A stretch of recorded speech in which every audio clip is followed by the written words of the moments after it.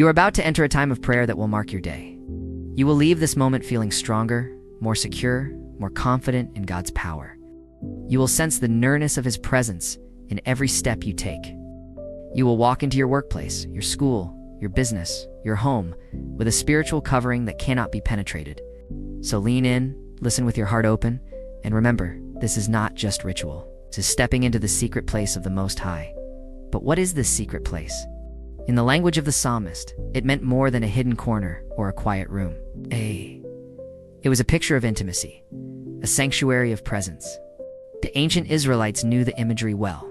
For them, the holiest place was the Holy of Holies, the innermost chamber of the tabernacle, and later the temple. Behind the great curtain, the Ark of the Covenant rested beneath the overshadowing wings of the cherubim. Only the high priest could enter, and only once a year, carrying blood for atonement. That was the earthly secret place, the dwelling where heaven and earth seemed to touch. Yet Psalm 91 dares to extend this privilege beyond one priest, beyond one day. It invites every believer into a life lived under those wings, daily, hourly, constantly.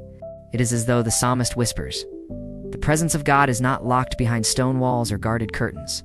It is here, is now." If you dwell in Him, you are already in that secret place.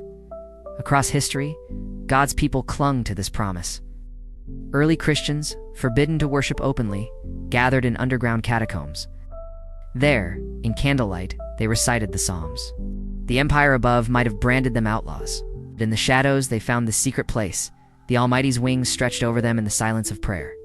Centuries later, believers facing pestilence in medieval Europe carried Psalm 91 in their hearts as they huddled in monasteries.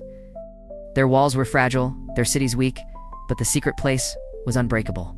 And even in modern times, when chaos sweeps across nations, when pandemics shut doors and scatter communities, the faithful still discover this secret place. Quiet room where scripture is read, a whispered prayer in the middle of night shifts, soldier clutching Psalm 91 in a pocket-sized Bible. Wherever hearts turn fully toward God, the shadow of the Almighty stretches wide. So today, when you pray these words, you are not simply beginning your morning, you are stepping into that hidden sanctuary. The same place entered by prophets, apostles, martyrs, and mothers, singing lullabies in times of fear. You are abiding under wings broader than history, older than empires, stronger than any weapon forged against you. This is the invitation of Psalm 91. To live not in panic, but in presence. Not in shadows of fear, but in the shadow of the Almighty. And once you have stepped in, the world outside may rage, but inside you, there is a fortress.